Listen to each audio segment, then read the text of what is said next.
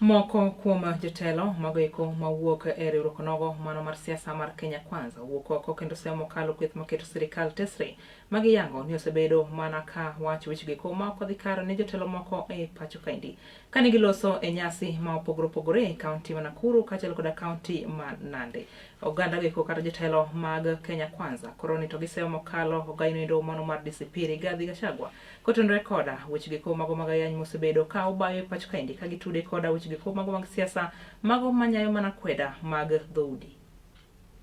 Huwezi tuambia wewe ni Mkristian na wewe unanyanyasa bibi ya brother yako na watoto wa brother yako, ukamake sure mali yao imeuzwa cheap so that wewe ukuje ununue kwa wili ukajiongeza na bibi yako na watoto wako. Ati unataka kutuambia marehemu brother yako alikuachia mali mingi wewe kama brother yake kuliko bibi yake na watoto. Wewe Rigathi Gachagua, kama wewe unapenda wamama Kenya na kama unataka kusimama kama kiongozi wa Kenya kwa chochote kile kiti unataka, you must show that you respect the laws of Kenya and you respect women and you will protect especially wajane na watoto mayatima.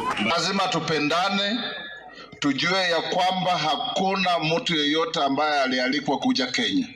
We are here as of right.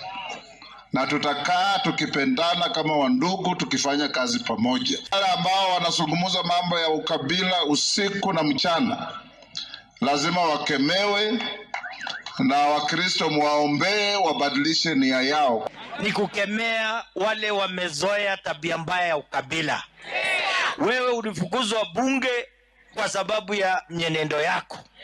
Wewe ubiri ukabila kutokea asubuhi, ukipata Mluya unasema ni Mluya, ukipata Mkalenjin unasema ni Mkalenjin.